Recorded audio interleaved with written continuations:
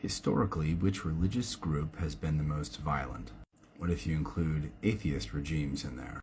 I asked this question to ChatGPT, and here's what it said. Before I get to that, actually, I want to talk about why I'm doing this. There's a TV show that has become popular called Under the Banner of Heaven. I haven't watched and don't really know anything about it, but some people that I work with brought it up to me, so I thought I would look into it. It portrays religious people, particularly members of the Church of Jesus Christ of Latter-day Saints, as having dangerous, violent tendencies in relation to their religion. So, I'm going to take the top 7 world religions and then compare them to Mormons. And I'm including atheism in here. Starting with number 7, going back to number 1, and then ending with number 8. ChatGPT said number 7 was the most violent, followed by, which is Shinto, followed by 6 is Judaism, and they've got the reasons on here, and then followed by Hinduism, and they've got the reasons in here which you can look at, followed by Buddhism, which you can read about, followed by Islam, which you can read about why, followed by Christianity, followed by atheism or totalitarian regimes, which are by far the most violent. Coming in as the least violent is the Church of Jesus Christ of Latter-day Saints. And then I thought, well, is this actually fair? Because the Church of Jesus Christ of Latter-day Saints has only been around for 200 years. So let's calculate that. Let's calculate the violence over the last 200 years. How does that change things? It does change some things. Let's look at it.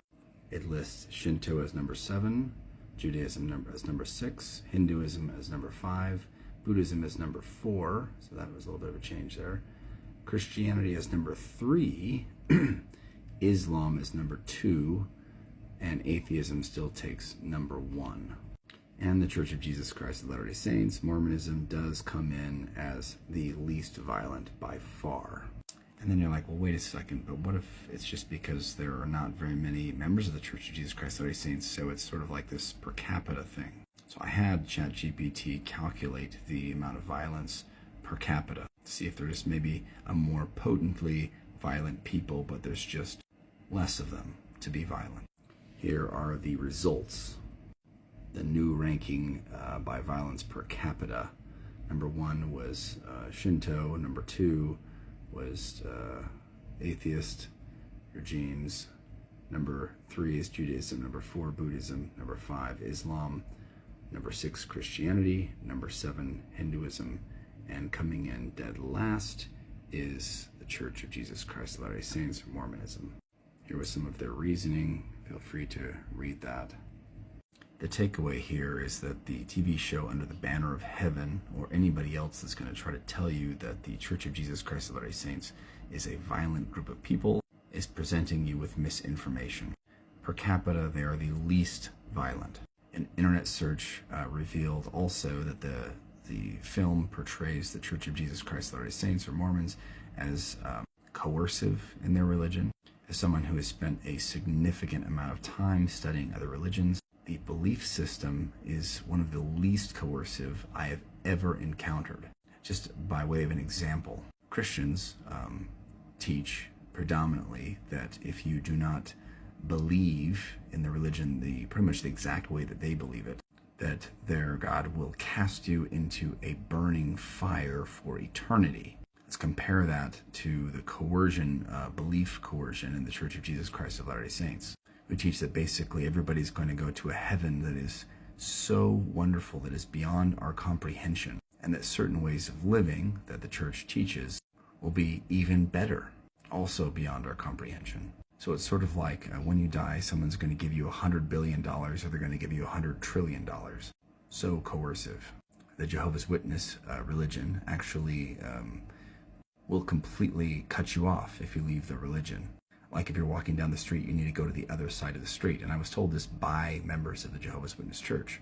In Christianity, if you join some other religion or leave the faith, they'll tell you that you're going to burn in heck for eternity. I don't even want to get started about Islam. Feel free to look it up. And I learned this from Islamic people. My friends that are of the Hindu religion have expressed a lot of the traditional practices that are extremely coercive. If you think that the Church of Jesus Christ of Latter-day Saints is coercive compared to any of these other religions, you are ignorant. You need to spend a little bit more time researching and talking to people of other faiths. Get outside of your bubble a little bit. The Church of Jesus Christ of Latter-day Saints is the least violent and the least coercive of just about any religion I've ever studied, and I have studied a lot, and I have studied them a lot. If you think otherwise, then you are naive and ignorant in this particular subject, and I encourage you to go out and do more research. There is a tremendous, ridiculous amount of misinformation being produced about the Church of Jesus Christ of Latter-day Saints. It is false, it is misrepresentation, it is mischaracterization, which is to say, it's a lie. Consequently, members of the Church of Jesus Christ of Latter-day Saints are often reviled based on information that is false. All this being said, there are millions and millions of members. You will encounter out of that many people bad stories, bad apples, bad things that have happened. But as I've demonstrated with the data, it is far less common. There's much less coercion, much less violence, much less of all the bad things that shows like Under the Banner of Heaven have pinned to members of the Church of Jesus Christ of Latter-day Saints falsely through their misrepresentation and lies. If you disagree with me, do more research because you're ignorant and naive. After you've done some research, feel free to make a comment if you still disagree.